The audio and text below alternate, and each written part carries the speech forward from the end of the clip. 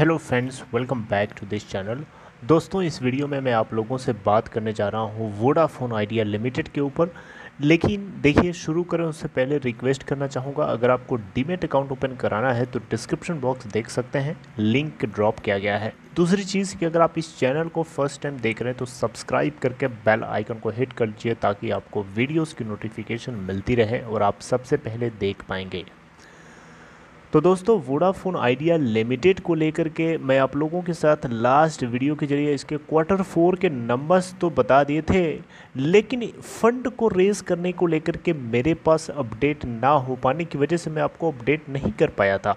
लेकिन बाद में मेरे को अपडेट मिलती है और मैंने उसके ऊपर पढ़ा, अच्छे से रिसर्च किया, तो मुझे कुछ चीज़ें पता चली हैं जो मैं आप लोगों के साथ शेयर करना चाहता हूँ। मार्केट ओपन हो उससे पहले आप इन चीज़ों को जान लीजिए, अवेयर हो जाइए, वरना आप नुकसान भी झेलना पड़ सकता है। देखिए, यहाँ पे सबसे पहले तो आपको बताना चाहूँगा, वोडाफोन आइडिया लिमिटेड के अंदर कल 30 जून 2021 को डिलीवरी कितनी उठाई गई NSEindia.com की वेबसाइट के ऊपर आपको लेके आया हूँ। यहाँ आप देखिए तो 20 करोड़ 21 लाख 58,194 शेयर्स ट्रेड किए गए, जहाँ पे 6 करोड़ 64 लाख 11,281 क्वांटिटीज़ को लोगों ने डिलीवरी के लिए उठा लिया, यानी परसेंटेज ऑफ डिलीवरी है 32.85%। चलिए, ये आपने देख लिया। अब बात करते हैं कि इस कंपनी को फंड क्यों नहीं मिल पा रहा। देखिए, क्या स्टेटमेंट जारी किया गया है।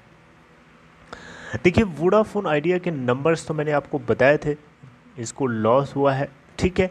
लेकिन यहाँ पे मैनेजमेंट की तरफ से ये एक तरीके से साफ साफ बोल दिया गया है कि ये कंपनी के एग्जिस्ट या उसके ऑन गोइंग एबिलिटी के ऊपर बहुत बड़ा क्वेश्चन मार्क है। मैं एग्जैक्टली वही स्टेटमेंट पढ़ूंगा जो कंपनी ने खुद स्टेट किया है। The company has stated that its inability to raise funds and the present financial condition has put a question mark on their ability to service debt and pay AGR and spectrum dues. The company in a statement has admitted to this situation as material uncertainty related to going concern.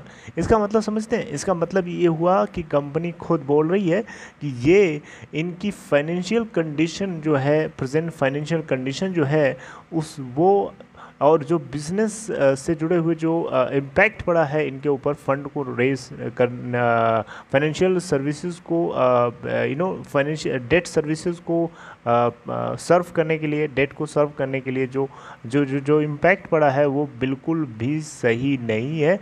और company जो है अभी जिस situation में है, इस तरीके से मटेरियल अनसर्टेनिटी है, यानी ये ज़रूरी नहीं है कि कंपनी कंटिन्यू, ये मैं नहीं बोल रहा हूँ, ये कंपनी की तरफ से साफ साफ खुद बोला गया है। आप स्टेटमेंट को खुद सुन लीजिए। The company has stated that material uncertainty related to going concern. तो यहाँ पे क्वेश्चन उठता है कि ये क्या हो रहा है, फिर ऐसे कैसे चलेगा, अब क्या होगा और क्यों ऐसा हो रहा है, क्यों इनको इन्वेस्टर नहीं मिल रहा है। देखिए, इस पे अगर आप क्वेश्चन पूछेंगे कि इन्वेस्टर्स क्यों नहीं मिल रहे हैं इनको, कोई इनकी कंपनी में क्यों नहीं इन्फ्यूज़ कर रहा है, तो उसका जवाब मैं आपको दे रहा हूँ। देखिए, बहुत सारे सोर्सेज के अकॉर्डिंग पता चला है कि जो इन्वेस्टर्स हैं इस कंपनी के अंदर जितने भी आ रहे हैं वो क्यों भाग जा रहे हैं, उसके पीछे कारण है। वो दो चीज़ की डिमांड कर रहे हैं। पहली चीज़ कि गवर्नमेंट का सपोर्ट चाहिए इस कंपनी को। दूसरी चीज़ कि प्रमोटर इन्फ्यूज़ तभी करेंगे जब जो इन्वेस्टर होगा वो इसमें इन्फ्यूज़ तभी करेगा जब प्रमोटर खुद से शुरू करेगा। ये बात मैंने आपको पहले भी अलग अलग एग्जाम्पल के जरिए बताने की कोशिश करी कि जब अपने ही घर में आप खुद ही पैर रखने से डर रहे हो तो दूसरा कैसे रखेगा यार, सीधी सी बात है। मतलब आपकी कंपनी है, आप खुद ही नहीं उसमें इन्फ्यूज़ करना चाहते हो कैपिटल, और दूसरे के भरोसे पड़े हो कि दूसरा करेगा तब आप करोगे। यार, दिस इज़ नॉनसेंस। मतलब वोडा आइडिया के प्रमोटर्स को थोड़ा ही सही, लेकिन एटलीस्ट जो है थोड़ा सा इन्फ्यूजन करके एटलीस्ट रास्ता दिखाना चाहिए, ताकि जो भी इन्वेस्टर इसके अंदर आए उसको लगे कि हाँ वो सही जगह जा रहा है। एटलीस्ट ये काम तो करना चाहिए ना। तो ये चीज़ नहीं की जा रही है, जिसके चलते उनको अनसर्टेनिटी फील हो रही है और वो सभी के सभी इससे रिपल्शन फील कर रहे हैं। और आपको एक चीज़ और बताऊंगा, अभी इतना ये चीज़ तो इनको पहले से पता थी, इन्होंने क्लियर किया था जितने भी इन्वेस्टर्स आए थे कि ये प्रमोटर इक्विटी इन्फ्यूज़ नहीं कर सकता है।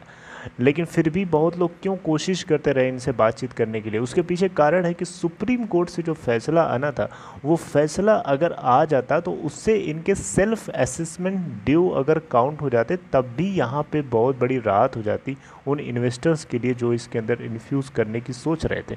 लेकिन वो मुद्दा भी टल गया और अभी तक उसका कोई आउटकम नहीं आया, ना वो सुनवाई हुई ना उसके ऊपर कोई आउटकम आया। कोरोना वायरस के सेकेंड वेव के चलते उसको पोस्टपोन कर दिया गया था। आपको मैंने याद दिला रहा हूँ, मैं आपको बताया था, मैंने कई बार कई वीडियोस के जरिए बताने की कोशिश करी थी। अगर वो आ जाता तो एटलीस्ट इनको ये लगता कि हाँ चलो यार 50,000 करोड़ का इनका एजिया ड्यूस है, अब वो चलो 20,000 करोड़ का या 25,000 करोड़ का हो गया, काफ़ी कम हो गया। समझ रहे? तो ये चीज़ भी तो नहीं हुई ना। तो एक तरीके से देखा जाए तो इन्वेस्टर जो होगा कोई भी कैसे कदम रखेगा, सीधी सी बात है। तो ये एक बहुत बड़ा क्वेश्चन मार्क है। और देखिए 2 जुलाई को वोडा आइडिया कंपनी के ऑफिशियल्स की मीटिंग है 2 जुलाई को, याद रखिएगा इस डेट को। मैं आपको बताऊंगा, अपडेट करूंगा, आपको चिंता करने की ज़रूरत नहीं है, बस आप कनेक्टेड रहिए, जुड़े रहिए। 2 जुलाई को मीटिंग है और मीटिंग में देखा जाएगा कि क्या ये बताते हैं इसको लेकर के। बड़ा ही इंटरेस्टिंग होगा इसको जानना, और आप लोगों को ये इन्फॉर्मेशन इससे आप खुद समझ सकते हैं, सीख सकते हैं कि आपको आज के पूरे एंटायर सेशन में क्या करना है, कैसे करना है। और मैं उसको आपके ऊपर छोड़ रहा हूँ कि आपको क्या करना है, आप खुद समझदार हैं, समझ सकते हैं। सावधान रहिएगा, be careful and all the best.